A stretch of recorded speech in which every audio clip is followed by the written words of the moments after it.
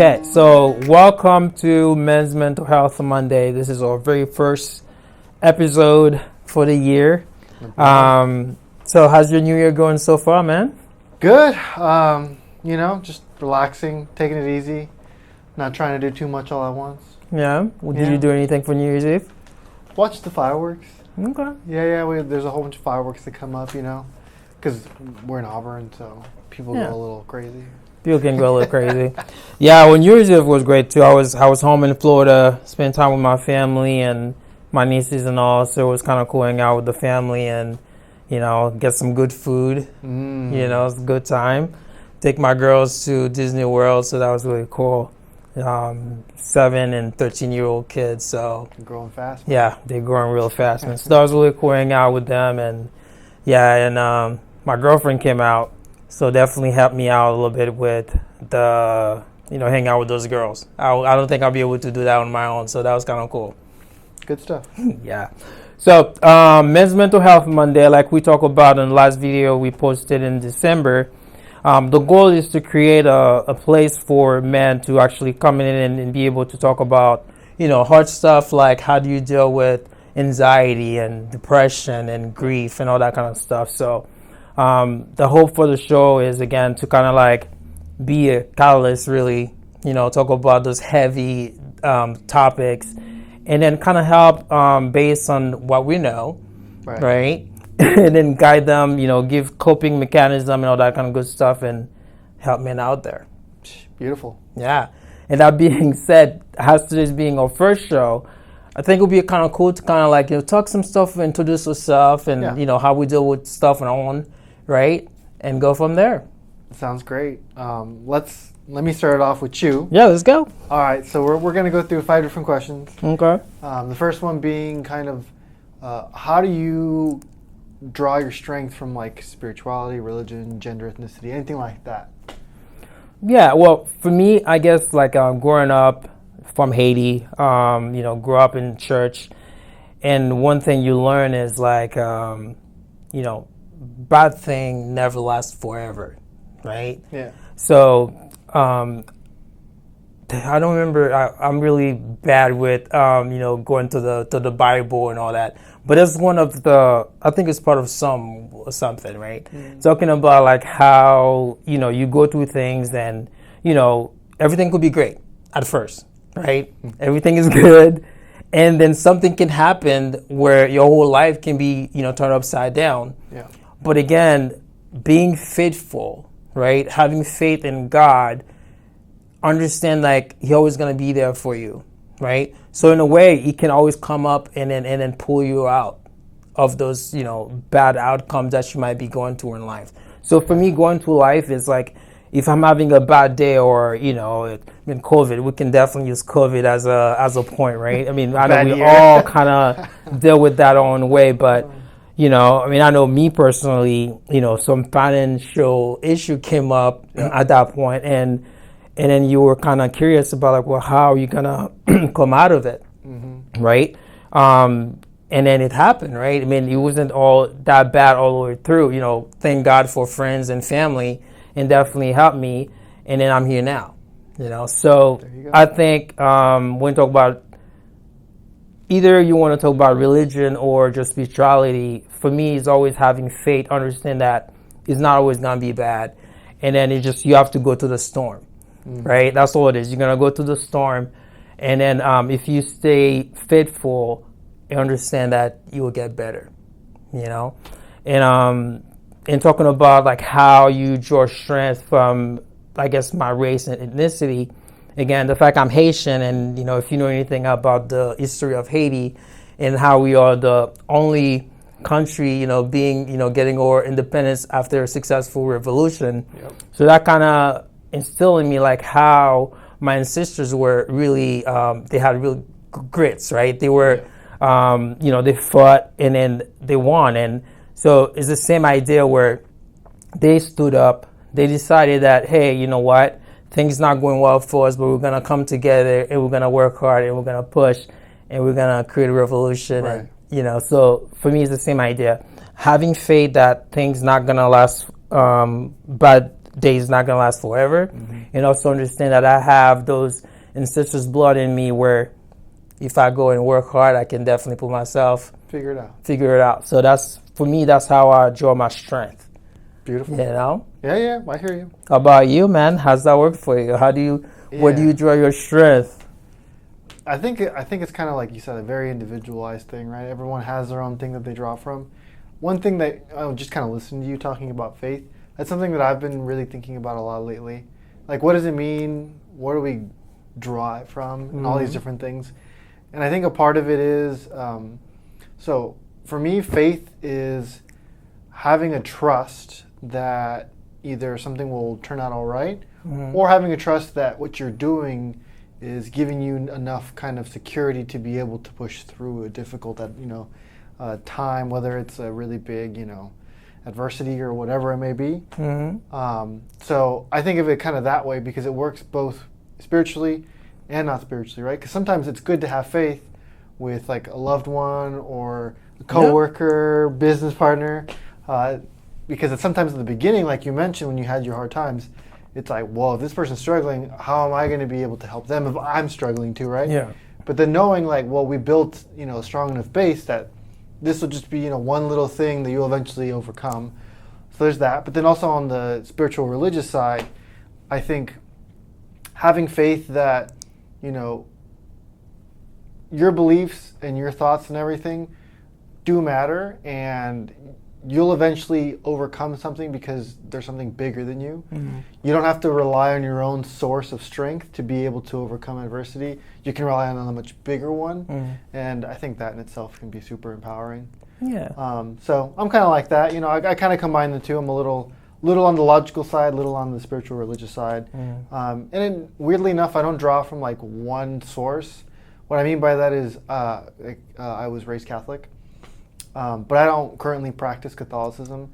But I've kind of taken different parts of religions that really do kind of resonate with me, and I've melded them into my own spirituality, And at the end of the day, I try to be the best person I can, But to go on to the next part, the race and ethnicity part, and then the gender. So I think for the longest time for me personally, I've always had a kind of a little bit of a convoluted, not feeling like I belong anywhere, just because I was raised here, even though both my parents are Mexican. So got the cultural side of like Mexico, kind of, but because I was raised here, I wasn't seen as, Mexican enough.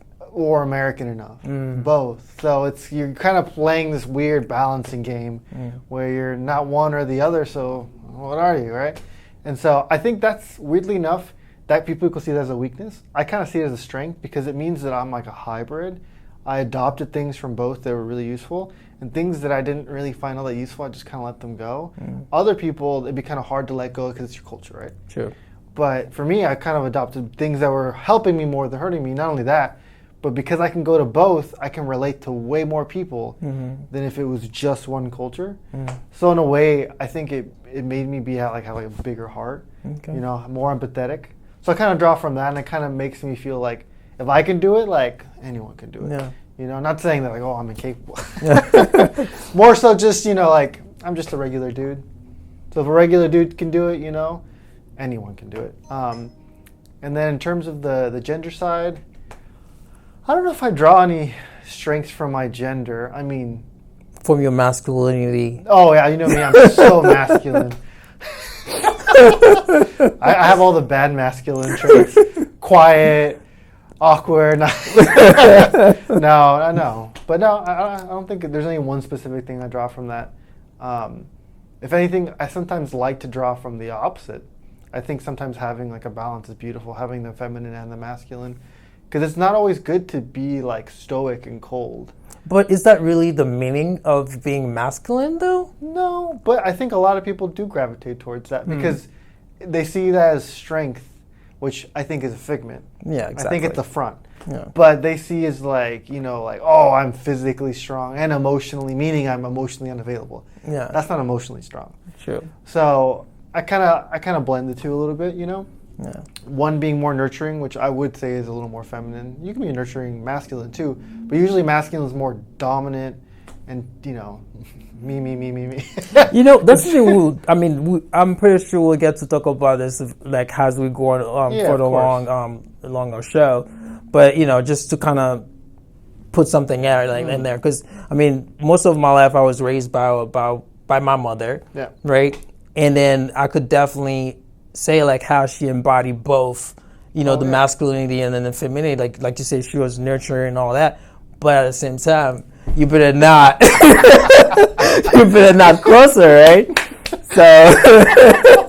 So I'm used to that. But definitely good stuff to talk about. No. But yeah, so let's move on to the second one. That was good. Let's move on to the second one. And knowing me, I always forget. So let me look at my handy dandy. Let's see. Right, the important stuff. So please tell me about your support system. Like, where do you go to when you need support? Talking about my mom, I think for the longest, my mom will always been that person. Like, I can go to and talk about pretty much everything. But, as you're getting older, that kind of changed, right? Where, you don't want to go to her and tell her about your, misfortune or things not working out because she's going to get worried and you don't want to worry her. Yeah. And for the past 4 years how long we been in Washington? For 9 years? Jesus. It's like almost a decade now. Oh my God.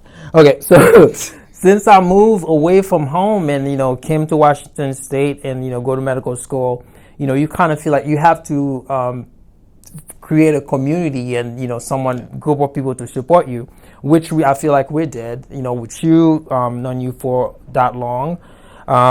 So create my own community, group of friends where I feel comfortable enough where if something's not working out, we can talk about things and pretty much like support one another. Yeah. So that's that. My mom definitely all my life, but for now on, I guess like, people like you, close friends that I have, that if something is not working out, it's like, well, let's talk about it. Yeah.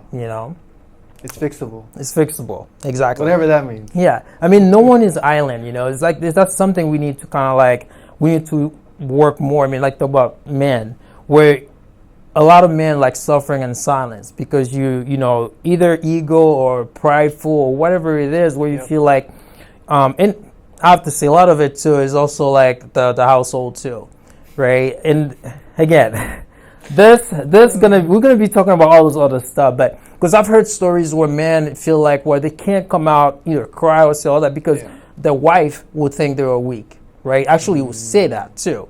So in a way, it's like you isolate because, your wife want that masculine guy where you can't talk about things. So just in case, if any of you guys in a type of relationship, and that's okay, but at least I hope that you have a friend or someone that you feel comfortable enough, you can, when things not working out, when you're stressing out and all that you can talk to, that can help you. 100%, yeah, I agree. Yeah. You kind of reminded me of something that I was thinking about over the last 2 weeks because of Christmas and the New Year and everything. Every once in a while, like when the loneliness kind of creep in, and you get those just thoughts of like, oh, I'm by myself, I can't figure this out.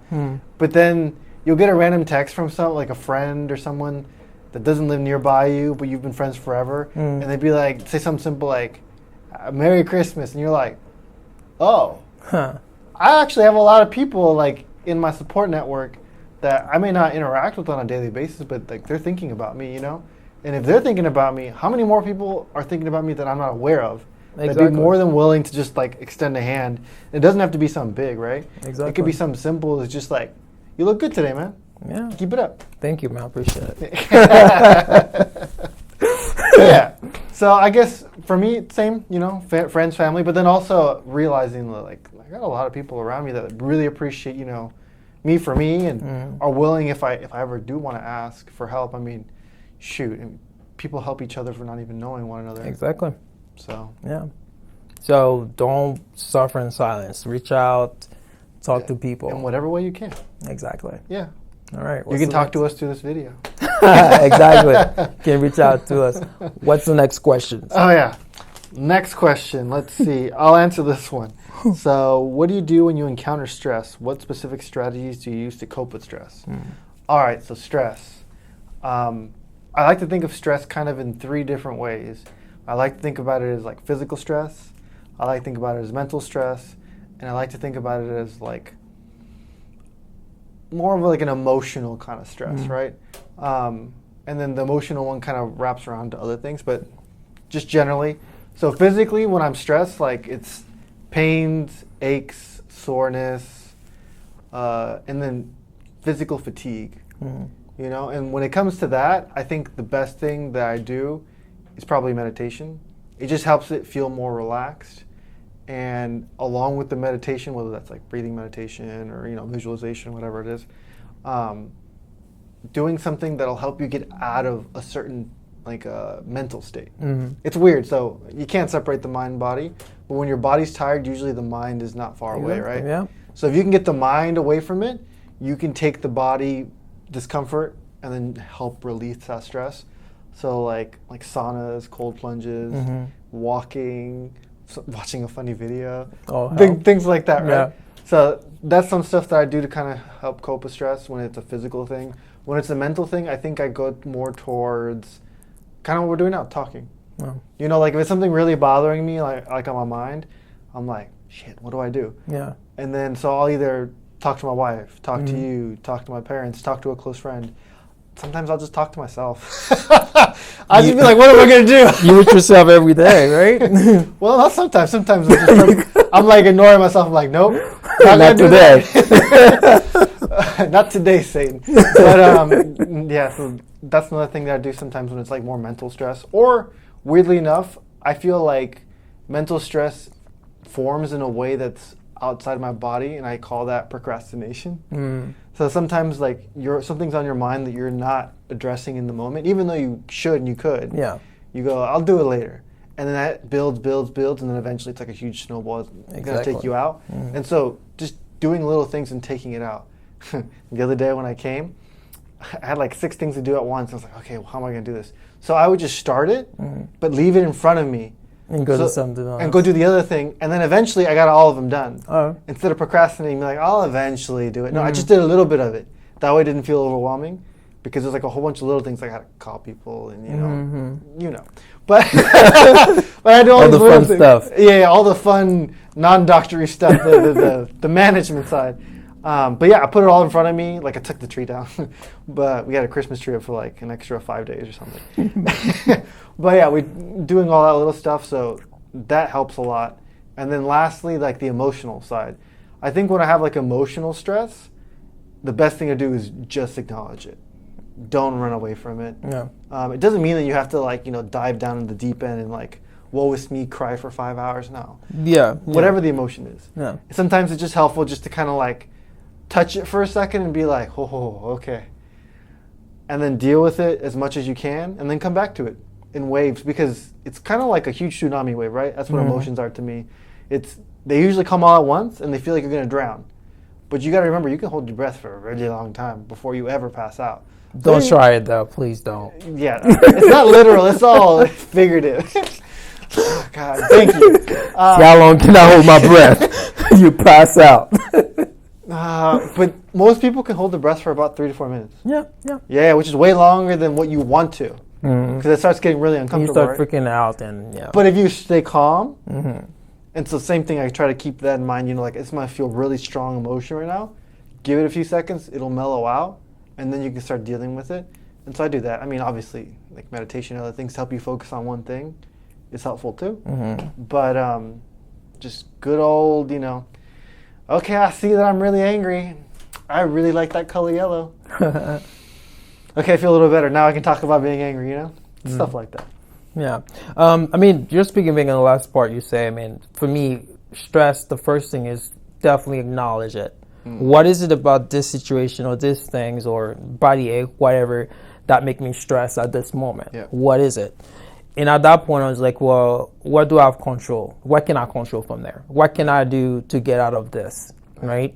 And I'll do that, right? Whatever that is, I'm going to take charge and do what I can control. And if it's something like really out of my control, and that's the harder part, to accept that's what it is. Part of faith. Exactly. Part of faith, and kind of realize, okay, well, I'm going through this thing right now. It's really uncomfortable, really stressed me out. but I know it's not gonna last forever. No. Right? And it's hard. I mean, I know it's easier said than done, but that's the mindset for me. I mean, thank God that somehow. I kind of challenge that. I think sometimes it's easier done than said. Really? Yeah. I mean, think about it. Like when you have that really strong emotional reaction, and you're like, "Ooh, don't say it right now. Don't say it right now." Sometimes it's better to say it, but not out loud. True. But I guess it's like kind of what work you've done to get to that place. Of course. Right? Yeah, you're not going to climb a mountain just by looking at it. Exactly. But I mean, I'm definitely grateful that I'm in that space. And then, so yeah, I mean, okay, this thing stressed me out. I'm acknowledging it. This is really happening to me. But what can I do to control it, right? What can I do to fix it? Okay, this is how much I can do. If it's definitely out of my hand, nothing I can do about it. It's more like, okay, God, take the wheel. Get me there. But also, like, some of the coping mechanism, like you're talking about, definitely meditation is really important to do. Yep. Working out, for me, it's a good relief for me. So yep. I've always been doing that. Start working out since I was 14 years old. And definitely, took different part of my life. At first, it's just want to look good or whatever. But I realized as I'm getting older, it's definitely a great stress reliever. Like, go out there, stress it out. Yep. I feel better. So something I kept doing, throughout my 36 years alive on this earth. Not 36, start at 14, but you know what I mean. 20 plus years. 20 plus years. Yeah. And that helped me, So, and sometimes, like you said, it's kind of good to kind of like step away from it too. Yeah. Like, distract yourself, watch TV or something, or talk to someone. Right? I wouldn't necessarily call it distraction, because you are taking your mind away from something, but I'd call it more of like a mini meditation, because you're changing your focus onto something else until you feel comfortable enough to go back to it. Because distraction would mean you never went back to it. True. That's true. Yeah. And another part I feel like we need to stop doing also is kind of make the thing bigger than what it is. Yeah. And that's something, I mean, sometimes, like, if something's going bad, we start thinking about the worst case scenario that can can happen. Yep. And I think sometimes, like, that would definitely amplify your stress level. So trying to be mindful, take it for what it is, and then, trying to be in the moment. Stay present, yep. And then eventually it'll go away. I can't say it better myself. All right, let's go to the next one. So let's see. And then eventually we'll talk a little bit about ourselves at the end, too, just to let you know. But we are talking about ourselves. Yeah, we are. But, all the background stuff. Okay. Oh, where we are. Yeah, where we came from, Anyways, how and when do you express your creativity? Well, we are doctors, right? We somehow, for me personally, I think, like, working with someone, come up with like a treatment plan or something. I think that's a good way for me to create, like, to show my creativity. Like, how can I help this person? And being a naturopathic doctor, we never treat the same person, same way, right? And we don't treat everybody the same way, because you understand, everyone is unique, like, based on, what you're dealing with. So for me, it can be challenging, but at the same time, I feel like you're always great. Like, the first time you see someone, it's like, okay, what's going on with you? Take, your intake and all that. It's like, okay, well, yeah, this person is totally different than that. How are you going to create a treatment plan for that person, specifically for that person and not for the other ones? Yeah. There you go. How do I express my creativity? I think in a lot of different ways. I mean, some of it is professionally, like you said, as a doctor. Obviously, it feels good for, like, when someone comes in, they look real, like, messed up and broken. You're like, oh, how am I going to do this one? And then they leave all happy, and you're like, yeah, you did it. That's not good. But then sometimes others, it's basic stuff. I mean, like, I like to run a lot. So sometimes for me, creativity is, like, running in a different way. That sounds kind of weird. But you run backwards? Sometimes. Okay. Or, like, sideways. No. But sometimes it's, like, I don't mean, like, running in a different way in the sense of, like, how you're physically running. I mean more like sometimes, like, slowing down, speeding up, just changing the way that you do the workout. That's, to me, it's kind of like creativity, Yeah. It's the whole, not every day is the same, like, I'm going to go run 3 miles. I'll be back. No, some days, like, I'll do stuff and then I'll start walking, like, oh, that's pretty, and then I'll do something else, Or what we're doing right now. I do the video editing and the audio and stuff. We didn't get training in any of this. None of those stuff. No. So I do all that stuff, you know, and like I love clipping stuff, and sometimes Dr. Don gets annoyed because I listen to the same thing like 10 times trying to fix it. I just block it out. Yeah, you can only hear me go, and For so long. You're like, all right, bro, cut it off. But yeah, so stuff like that. But yeah, it's everyday little stuff. It doesn't have to be anything huge, you know? Yeah. It's the little stuff that you kind of figure out that I think is kind of the creativity portion of it.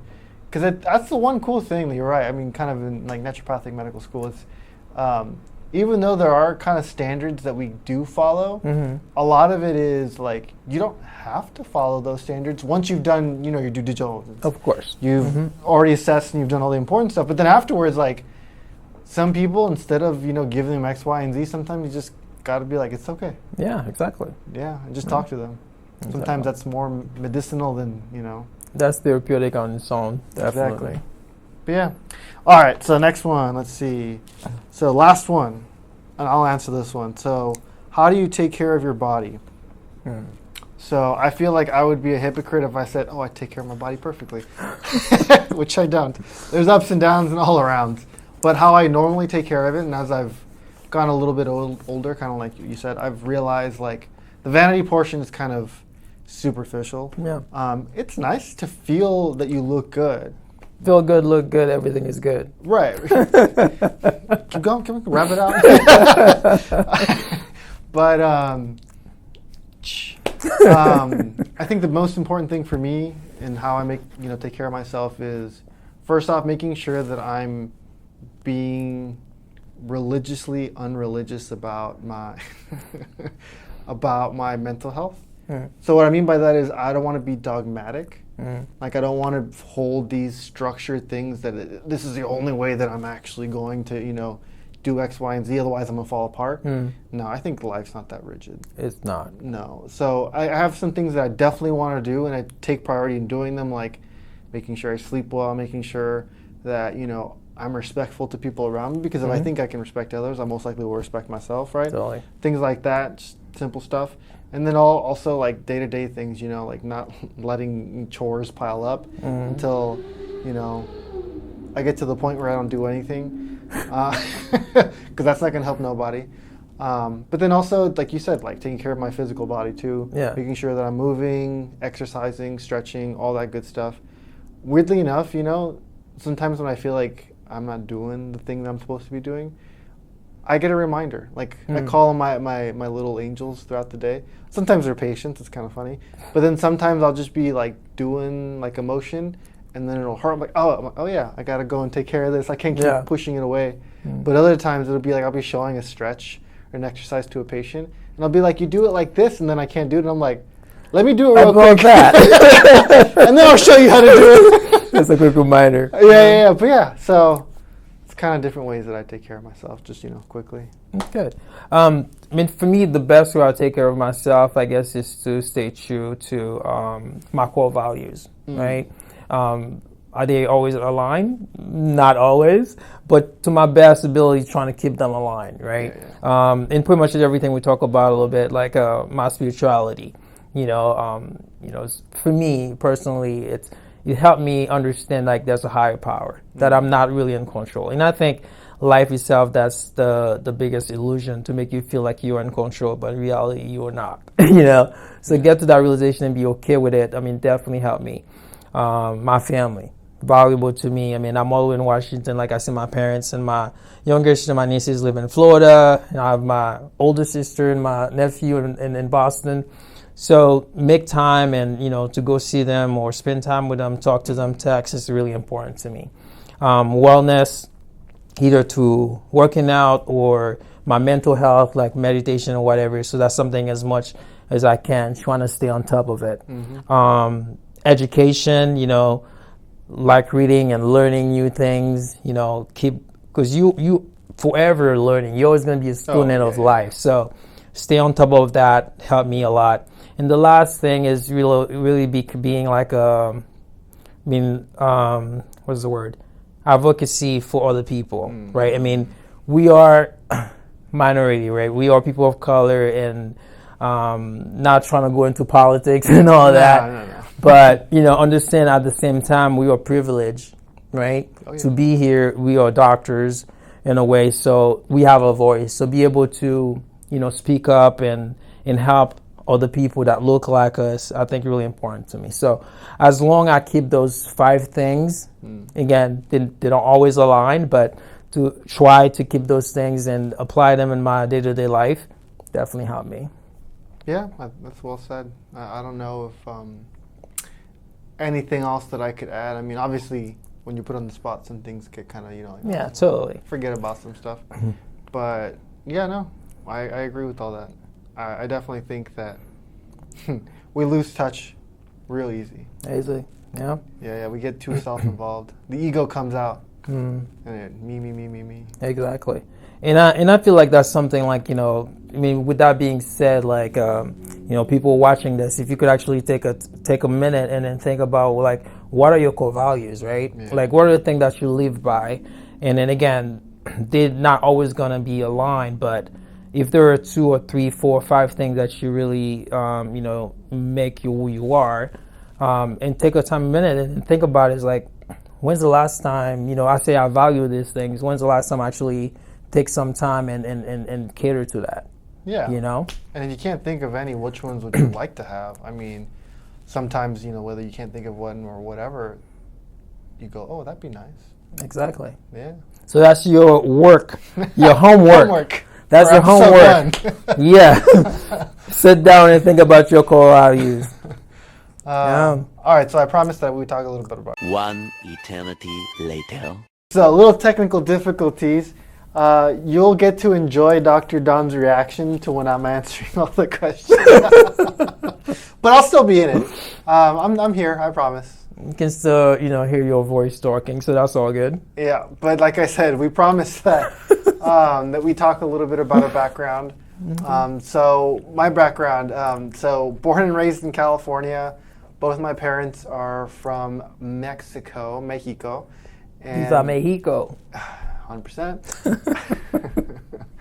And I was raised in the Bay Area, which was good and bad. I think it was awesome back, back in the 90s and going up from there. And then it got too crowded. But anyways, little sidetrack. And then after I did my high school and everything, I eventually went to UC Santa Cruz. Go Slugs. The banana slug is the mascot. It's kind of crazy. But anyways, after while I was there, I graduated with chemistry degree, and I was a research scientist for a little bit. And then I realized I can't do this for the rest of my life. So instead, I went into medicine. Ended up shadowing a medical doctor who said, "You sound a lot like a naturopath." And I was like, "What is a naturopath?" So eventually, from there, found Bastyr, where both me and Dr. Don met. And do we have a mascot? We don't. Yeah, it's Kale. Oh, gee. No, okay. I'm kidding. It's not a mascot. No, we don't got a mascot. Yeah, but yeah, and here we are now. I guess. I mean, quick. The rest is history. Quick background. Yeah, go for it, Dr. Don. Cool. So I was born and raised in Haiti, Sac Passé. I came to the state when I was 17, so I spent my first 17 years in Haiti, and came to the state, moved to Florida, and I went to University of South Florida in Tampa. Yeah, and got my bachelor's degree in biomedical science and minor in public health, and then the goal was, I was a pre-med, right, trying to, go to medical school, but it was like about 4 years when I moved to the state, and I wasn't ready really to go to medical school. So I decided to work as an EMT, paramedic, just to gain a little bit of more experience in the medical field. And this is when I kind of realized that I didn't want to go to like allopathic medicine. One of my patients, actually, I remember we were carrying this person, and then I was looking at his like med list, and he has like a boatload of medication he was taking, right? It's ridiculous. And then I was asking him, and he's like, "Oh yeah, I mean, half of those medications I'm taking them because of the side effects of the medication I was supposed to be taking." And I'm like, "Yo, there has to be a better way. There has to be a better way to help people and treat people." And then looking at one of my friends, actually, we went to undergrad together. He started Bastille a year before me, and then he was telling me about this naturopathic stuff. And I'm like, bro, what is this? Like, because I've never heard of naturopathic medicine before. Yeah. And I kind of look into it and realize, oh, whoa, this is what I really want to do. Yeah. You know, like the principles and everything really align with what I feel like we need. And then I look into it, and was it like 2-3 months? I flew from Florida to Washington State. Nice cold. Dude. It was actually summertime. Oh, you came in beautiful, sunny. I was like, this is perfect. And then of course winter came in. It's like, what am I doing here? But 9 years later, I'm still here. So attended Bastille. That's where I met Dr. Q. Got my doctorate degree in naturopathic medicine. We kind of did our own thing for a couple of years after that. Yeah. And then 2 years ago, we decided that, hey, maybe we should come back and create our own thing. And we launched our own naturopathic medicine clinic, Negre Marron Wellness. Located in Featherway. Check us out. And then, here we are. First. Yes. And the main focus is we do trying to combine mind body medicine together. So we do a lot of physical medicine, pain management stuff. And we do a lot of like mental health. He killed it with biofeedback. He will probably tell you more about what biofeedback is if you don't know what it is. And then we combine all that with IV therapy, you know. So that's us. This is what we are. And then and with men's mental health, like I was saying before, our hope is to create this platform for you guys when we get to talk about heavy stuff, what men go through, and this is not just like a men's show, you know. No. It's also for you two ladies, because I mean, hey, you're the one dealing with us. You're the one, you know. So the same idea. If there's a topic or something you guys want us to talk about, please feel free. Let us know, and we'll do our best to talk about it. That's it. Peace out. Take care. Bye.